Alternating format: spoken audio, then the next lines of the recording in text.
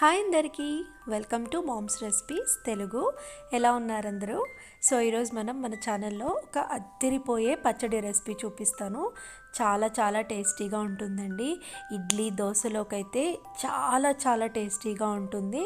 And also plain రైస్లోకి కూడా చాలా బాగుంటుంది. సో కంప్లీట్ వీడియో చూడండి, ఎండ్ వరకు చూసి ఖచ్చితంగా ట్రై చేయండి, మీకు కూడా చాలా నచ్చుతుంది. సో రెసిపీ చూసేద్దామా మరి. సో టొమాటో పచ్చడి కోసం నేను ఇక్కడ ముందుగా ఒక 5 టొమాటోస్ తీసుకున్నాను. కొంచెం పచ్చిగా ఉన్నాయి టొమాటోస్, ఒక ఆనియన్, కొన్ని వెల్లుల్లి రెబ్బలు, 3 గుంటూరు మిర్చి, అలాగే 3 కాశ్మీరీ మిర్చి తీసుకున్నాను. మీరు ఓన్లీ గుంటూరు మిర్చి కూడా వాడేయచ్చు.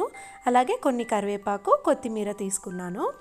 ఇప్పుడు ముందుగా స్టవ్ పైన కడాయి పెట్టుకొని 3 నుంచి 4 స్పూన్ల దాకా ఆయిల్ వేసుకుంటున్నాను. ఆయిల్ హీట్ అయిన తర్వాత ఒక టేబుల్ స్పూన్ దాకా జీలకర్ర, అలాగే కొన్ని వెల్లుల్లి రెబ్బలు వేసుకుంటున్నాను. ఈ వెల్లుల్లి కొంచెం ఫ్రై అయింది కదా, ఇప్పుడు ఇందులో గుంటూరు మిర్చి వేసుకుంటున్నాను. ఇది మీ ఇష్టం అండి, కారం ఉంటుంది కాబట్టి మీ స్పైస్ లెవెల్ని బట్టి వేసుకోండి. అలాగే కాశ్మీరీ చిల్లీ కూడా వేసుకునేసా కలర్ కోసం. అలాగే ఇక్కడ ఒక ఆనియన్ని కట్ చేసి వేసుకున్నాను. ఈ ఆనియన్స్ కొంచెం సాఫ్ట్ అయితే సరిపోతుంది. చూసారా, సాఫ్ట్ అయింది కదా. ఇప్పుడు ఇందులో కట్ చేసి పెట్టుకున్న టొమాటో ముక్కల్ని వేసుకుంటున్నాను. అలాగే ఈ టొమాటోస్ మెత్తబడాలి కదా, కొంచెం సాల్ట్, అలాగే కొంచెం పసుపు వేసుకుంటున్నా. ఇదంతా ఒకసారి బాగా మిక్స్ చేసుకున్న తర్వాత ఒక 5 నిమిషాల పాటు మూత పెట్టేయాలి. 5 నిమిషాల తర్వాత మూత తీసి చూసినట్లయితే మన టొమాటోస్ అన్నవి మగ్గిపోయి ఉంటాయి. ఇలాగే కలుపుతూ గంటితోనే మ్యాష్ చేసుకుంటూ మిక్స్ చేసుకోవాలి. చూసారా, మనకు టొమాటోస్ మెత్తగా అయిపోయాయి కదా. ఇప్పుడు ఇందులో కరివేపాకు వేసుకుంటున్నాను. కరివేపాకు మనకు మంచి ఫ్లేవర్ ఇస్తుంది మన పచ్చడిలో. అలాగే కొంచెం కొత్తిమీర వేసుకుంటున్నాను. కొంచెం కాదండి, దండిగానే వేసుకోండి. కొత్తిమీర ఎక్కువ వేసుకుంటేనే బాగుంటుంది. సో ఇదంతా ఒకసారి బాగా మిక్స్ చేసుకున్న తర్వాత ఇది పూర్తిగా చల్లారనివ్వాలి. ఇది పూర్తిగా చల్లారిపోయాక నేను దీన్ని మిక్సీ జార్లోకి తీసుకుంటున్నా. మిక్సీ జార్లో వేసుకున్న తర్వాత మరీ మెత్తగా కాకుండా ఇలాగ కచ్చా పచ్చాగా గ్రైండ్ చేసుకుంటే సరిపోతుంది. ఇప్పుడు దీనికి పోపు వేసుకుందాము.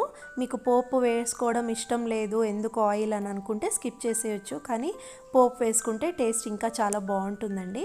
సో ముందుగా దీనికోసం స్టవ్ పైన పాన్ పెట్టుకొని ఒక 2 స్పూన్ల దాకా ఆయిల్ వేసుకున్నాను. ఆయిల్ హీట్ అయిన తర్వాత కొన్ని ఆవాలు, అలాగే శనగపప్పు వేసుకున్నాను. శనగపప్పు కొంచెం ఎక్కువే వేసుకోండి, మనకు తింటున్నప్పుడు ఆ శనగపప్పు తగిలితే చాలా టేస్టీగా ఉంటుంది. అలాగే ఒక ఎండుమిర్చి వేసుకున్నాను. ఆల్రెడీ కారంకి ఎంత సరిపోతుందో అంత మిర్చి వేసుకున్నాం కాబట్టి ఒకటి వేసుకుంటే సరిపోతుంది. అలాగే కొన్ని వెల్లుల్లి రెబ్బల్ని ఇలాగా సన్నగా కట్ చేసి వేసుకున్నాను. ఇవి కూడా మంచి ఫ్లేవర్ ఇస్తుంది మన పచ్చడికి. అలాగే కొన్ని కరివేపాకు రెబ్బలు వేసుకొని ఒకసారి బాగా ఫ్రై చేసుకోవాలి. మాడకుండా జస్ట్ కొంచెంగా కలర్ చేంజ్ అయితే సరిపోతుంది. చూసారా, కలర్ చేంజ్ అయింది కదా. ఇప్పుడు ఇందులో మనం గ్రైండ్ చేసి పెట్టుకున్న చట్నీని వేసుకొని ఒక్కసారి సాల్ట్ చెక్ చేసుకోండి. నాకైతే సాల్ట్ తక్కువ అనిపించింది, అందుకే కొంచెం యాడ్ చేసుకున్నాను. తర్వాత ఇదంతా బాగా మిక్స్ చేసుకునేస్తే అద్దిరిపోయే టమాటో పచ్చడి రెడీ అయిపోయిందండి. చాలా టేస్టీగా ఉంటుంది. ఖచ్చితంగా ట్రై చేయండి. మీకు కావాలంటే పోపులో కొంచెం ఇంగువ కూడా వేసుకోండి, బాగుంటుంది. అలాగే రైస్లో తినేట్టుగా ఉంటే మనకు కొంచెం చింతపండు వేసుకుంటే టేస్ట్ ఇంకా బాగుంటుంది. అంతేనండి, అద్దిరిపోయే టమాటో పచ్చడి. నచ్చింది కదా. నచ్చితే ఖచ్చితంగా ట్రై చేసి ఎలా వచ్చిందో నాకు కామెంట్స్లో చెప్పండి.